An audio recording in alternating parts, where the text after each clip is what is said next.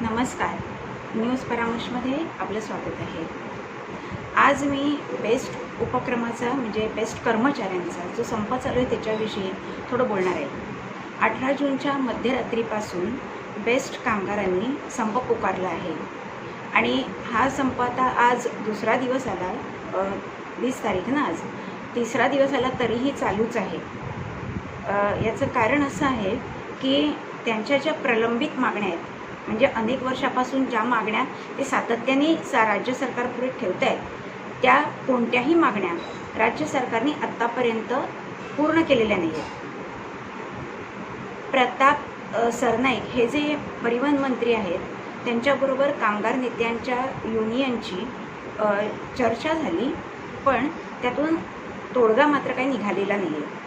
अर्थात महाराष्ट्र सरकारने नेहमीप्रमाणे मेस्मा लागू केला आहे. मेस्मा म्हणजे Maharashtra essential services maintenance act. हा ॲक्ट हा महाराष्ट्र राज्यामध्ये 2011मध्ये लागू झाला आणि हा जो कायदा आहे तो ज्या अतिमहत्त्वाच्या सेवा आहेत, म्हणजे जसं बेस्ट उपक्रम, एस टी उपक्रम, रुग्णालयं, दवाखाने, औषधाची दुकानं किंवा वीज पुरवठा या क्षेत्रात काम करणाऱ्या कामगारांसाठी लागू आहे. म्हणजे या सेवा या अत्यावश्यक सेवा आहेत आणि या सेवेतल्या कर्मचाऱ्यांनी संप पुकारून त्या सेवा देणं बंद करून लोकांना वेठीला धरू नये, सामान्य जनतेचं आयुष्य, दैनंदिन जीवन विस्कळीत होऊ नये म्हणून हा मेस्मा कायदा केला गेला आहे. वरवर पाहता हा कायदा खूप चांगला आहे की लोकांना कुठच्याही प्रकारची झळ बसू नये या लोकांनी जर संप केला कर्मचाऱ्यांनी तर. परंतु आज प्रश्न असा आहे की बेस्ट कर्मचाऱ्यांच्या ज्या मागण्या आहेत त्या वाजवी आहेत की अवाजवी आहेत. आता सरकारच्या दृष्टीने या मागण्या अवाजवी आहेत आणि त्यामुळेच त्या मंजूर करता येत नाही किंवा त्या मान्य करता येत नाही. त्यांची पहिली मागणी काय आहे तर सर्व राज्य सरकारी कर्मचाऱ्यांना 2016मध्ये 7वा वेतन आयोग लागू झाला. आता 8व्या वेतन आयोगाचं गठन झालेलं आहे.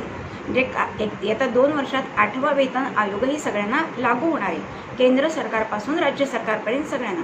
परंतु बेस्ट कर्मचाऱ्यांना मात्र आत्तापर्यंत 7वा वेतन आयोगच लागू केलेला नाही आहे. याचं एक कारण म्हणजे पगारात त्यांच्या किती फरक पडतो आहे बघा. महागाई आता या 2016पासून 26पर्यंत किती वाढलेली आहे आणि अजूनही वाढत आहे आणि त्यामुळेच नवीन वेतन आयोगाची स्थापना करण्यात आलेली आहे. पण आज या कामगारांना तो वेतन आयोग लागूच झालेला नाही आहे. म्हणजे आज त्यांचा पगार किती कमी असेल, 6व्या वेतन आयोगाप्रमाणेच त्यांना पगार मिळतो आहे. आणि हा वेतन आयोग लागू न करण्याचं कारण सरकारतर्फे काय देण्यात आलं आहे की एवढा भार राज्य शासन उचलू शकत नाही. परंतु एक महत्त्वाची गोष्ट अशी आहे की बेस्ट उपक्रम हा मुंबई महापालिकेचा अंगीकृत उपक्रम आहे. आज मुंबई महापालिका ही किती श्रीमंत आहे हे आपल्याला माहिती आहे. त्याच्यावर मी जेव्हा महापालिकेच्या निवडणुका होत्या त्यावर व्हिडिओ केलेला आहे. आणि आत्तापर्यंत शिवसेना म्हणजे जी अखंडित शिवसेना होती त्या शिवसेनेच्या हातामध्ये महापालिका होती आणि असं असून सुद्धा त्यांनी बेस्ट कर्मचाऱ्यांसाठी एकही पैसा दिलेला नाही. आज महापालिकेकडे एवढा रेव्हेन्यू येतो, महापालिका कर्मचाऱ्यांचे पगार बघा किती आहेत. त्यांना दरवर्षी बोनसही मिळतो. तिकडचे अभियंते म्हणा किंवा तिकडचे वॉर्ड ऑफिसर म्हणा किंवा अगदी साधी लिपिक म्हणा, त्यांनासुद्धा किती पगार मिळतो आहे. आणि असं असूनसुद्धा त्या महापालिकेचा हा उपक्रम असूनसुद्धा बेस्ट कर्मचाऱ्यांना मात्र 7व्या वेतन आयोगापासून वंचित ठेवलेलं आहे. त्यांना पगारवाढ मिळालेलीच नाही आहे. तसंच जे कर्मचारी सेवानिवृत्त झाले त्यांना त्यांचे प्रॉव्हिडंट फंड म्हणजे पेन्शन किंवा ग्रॅच्युटी हे अद्यापही दिलेलं नाही. कारण एकच सांगितलं जातं की राज्य शासनाकडे पैसा नाही आहे. परंतु ते तद्दन खोटं कारण आहे. आज शिवसेनेला ज्या कारणास्तव आपण टीका करत होतो तेच कारण आज भाजपा सत्तेत असताना सुद्धा जर चालू राहिलं तर भाजपा आणि शिवसेनेत फरक काय राहिला. आज तुमच्याकडे एवढा पैसा असताना महापालिकेत सुद्धा जर तुम्ही या कर्मचाऱ्यांना सापत्न वागणूक देत असाल तर हे सर्वस्वी अयोग्य आहे. त्यामुळे मला वाटतं की ही मागणी राज्य शासनाने त्वरित मान्य केली पाहिजे आणि महापालिकेचा जो म्हणजे जी रेव्हेन्यू आहे त्यातला काही टक्के हिस्सा दरवर्षी बेस्ट उपक्रमाला दिला पाहिजे. दुसरं असं कारण दिलं जातं की बेस्ट सेवेचं जे भाडं आहे म्हणजे प्रवाशांकडनं जे भाडं आकारलं जातं ते जास्त नाही आहे, ते कमी आहे. कारण सामान्य लोकांना त्यांच्या खिशावर याचा बोजा पडू नये. पण आज जशी महागाई वाढते, पेट्रोल डिझेल किंवा गॅसचे दर जसे वाढत आहेत, तसं त्या प्रमाणात भाडेवाढ यांनी बसची सुद्धा केलीच पाहिजे ना. आज प्रायव्हेट बसेस सेवा आहे किंवा टॅक्सी, रिक्षा यांची भाडेवाढ होतेच ना.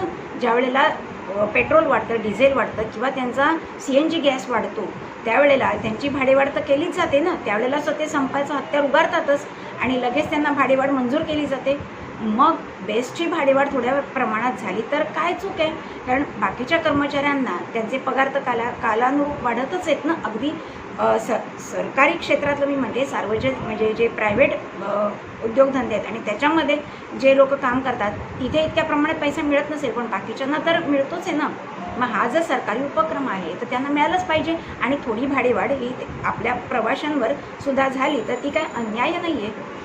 आणखीन एक कारण असं दिलं जातं कर्मचाऱ्यांकडून की अनेक कर्मचारी जे बेस्टमध्ये काम करतात, ड्रायव्हर असतील, कंडक्टर असतील, ते कंत्राटी पद्धतीने नेमलेले आहेत. त्यामुळे त्यांना परमनंट जॉब नाही आहे. आज त्यांचं कंत्राट संपलं तर त्यांच्या सेवा पुन्हा कंटिन्यू होतील याची त्यांना गॅरंटी नाही. आणि ते कंत्राटी असल्यामुळे प्रॉव्हिडंट फंड, ग्रॅच्युटी यासारखे लाभही त्यांना मिळत नाहीत.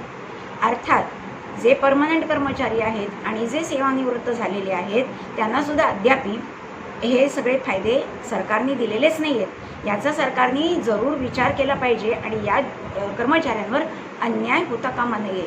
तसेच जे कंत्राटी कर्मचारी आहेत त्यांना सेवेत सामावून घेतलं पाहिजे. आणि गेल्या अनेक वर्षांमध्ये जी पदं रिक्त झाली आहेत सेवानिवृत्तीमुळे तीही सरकारने भरलेली नाही आहेत.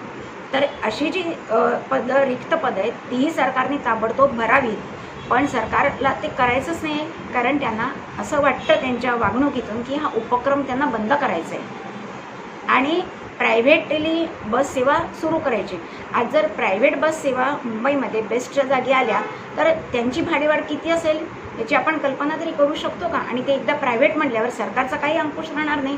म्हणजे त्यांनी वाटेल तसं भाडं आकारलं तर ती मुंबईकरांच्या खिशाला परवडणार असेल किंवा परवडणार नसेल तरी त्यांना ते परवडून घ्यावं लागेल. मग बेस्ट कर्मचाऱ्यांच्या संपामध्ये त्यांनी जे कारण दिलेले आहे की भाडेवाढ कमी आहे किंवा सरकार जे म्हणतं भाडेवाढ कमी आहे, ती भाडेवाढ थोडीफार करून द्यायला काय हरकत आहे? तसंच त्यांचं असं म्हणणं आहे की बेस्ट उपक्रमाकडे स्वतःच्या बसेस फार कमी आहेत. काहीतरी 2700 बसेस आहेत, त्यातल्या काही शेकडा बसेस म्हणजे 300-400 बसेस फक्त या बेस्टच्या स्वतःच्या आहेत आणि त्यामुळे भाडेतत्वावर या बसेस घेतल्या जातात. ही पद्धत चुकीची आहे. तर सरकारने या बसेसची संख्या वाढवावी. आता यालाही कारण असं दिलं जातं की एक बस विकत घ्यायची तर लाखो करोडोचा खर्च होतो, हे मान्यच आहे. पण आज इतके वर्षात थोड्या बस जर दरवर्षी सेवेत दाखल करून घेतल्या असत्या तर एकदम बोजा पडला नसता ना. पण शिवसेनेने जसं दुर्लक्ष केलं तसंच भाजपाही दुर्लक्ष करते आणि त्यामुळे भाजपा आणि शिवसेनेत फरक काय राहिला असा एक सामान्य नागरिक म्हणून मला पडलेला प्रश्न आहे. आणि आज जे सेवानिवृत्त कर्मचारी झालेले आहेत त्यांनासुद्धा त्यांची स्वतःची घरं घ्यायची आहेत किंवा स्वतःचा संसार चालवायचा आहे, स्वतःच्या मुलांना शिक्षण द्यायचं, तर त्यांनी पैसा कुठून आणायचा? आज त्यांना तुम्ही काहीच पेन्शनही देत नाही आहे, त्यांचा प्रॉव्हिडंट फंडही देत नाही, त्यांची ग्रॅच्युइटीही देत नाही आहेत. ते सर्वस्वी चुकीचं आहे. त्यामुळे आम्ही स्वतः जरी भाजपाचे समर्थक असलो तरी या बाबतीत मात्र आमचं भाजपाला पाठिंबा मुळीच राहणार नाही.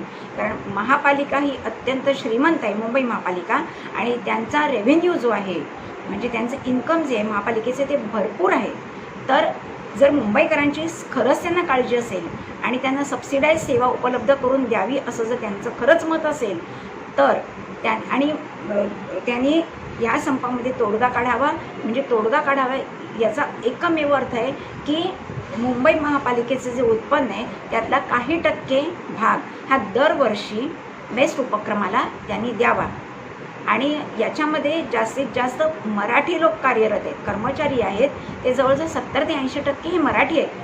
त्यामुळे या मराठी लोकांवर किंवा कर्मचाऱ्यांवर अन्याय होऊ द्यायचा नाही असं जर त्यांना वाटत असेल तर त्यांनी बेस्ट उपक्रमावर एक समाधानकारक तोडगा काढावा की बेस्ट बसेस या टप्प्याटप्प्याने त्यांनी दरवर्षी थोड्या विकत घ्याव्या. त्यानंतर जे कंत्राटी कर्मचारी आहेत त्यांना सेवेत सामावून घ्यावं. जी रिक्त पदं आहेत तीसुद्धा त्यांनी त्वरित भरावी. त्यामुळे जे आत्ता कार्यरत कर्मचारी आहेत त्यांच्यावरचा अतिरिक्त ताण कमी होईल आणि त्यांना जे सेवानिवृत्त जे झालेले आहेत त्यांना त्यांचं पेन्शन त्वरित चालू करून द्यावं आणि हे करणं शक्य व्हावं यासाठी महापालिका तुमच्या हातात आहे. त्या महापालिकेच्या उत्पन्नाचा काही टक्के भाग हा दरवर्षी बेस्ट कर्मचाऱ्यांना द्यावा आणि असं जर झालं तरच ही बेस्ट सेवा मुंबईमध्ये वाचेल, चालेल आणि त्याची वाढ होत राहील. अन्यथा टप्प्याटप्प्याने, कारण आता आपण बघतोच आहोत अनेक मार्गांवर बसेसची संख्या ही खूप कमी झालेली आहे आणि त्यामुळे नाईलाजांना प्रवाशांना टॅक्सी, रिक्षा, ओला, उबर याचा आधार घ्यावा लागतो. मेट्रो ही हल्ली झालेली आहे, पण मेट्रोचं भाडं काही लोकल इतकं स्वस्त नाही आहे. त्याच्याचमुळे आज केवळ जनतेच्या हिताचा विचार करून मेस्मा लावून त्यांच्यावर कारवाई करायची, त्यांना सस्पेंड करायचं, त्यांना सेवेतून काढून टाकायचं असे अघोरी उपाय करण्यापेक्षा एक मानवतेच्या नात्याने या संपामध्ये तोडगा काढून कर्मचाऱ्यांना त्यांच्या सगळ्या ज्या न्याय्य मागण्या आहेत त्याची परिपूर्ती शासनाने म्हणजे फडणवीस सरकारने करावी अशी आमची सामान्य लोकांची अपेक्षा आहे. व्हिडिओ आवडला असेल तर लाईक करा, शेअर करा आणि न्यूज परामर्शला सबस्क्राईब करा. पुन्हा भेटूया नवीन विषयासह.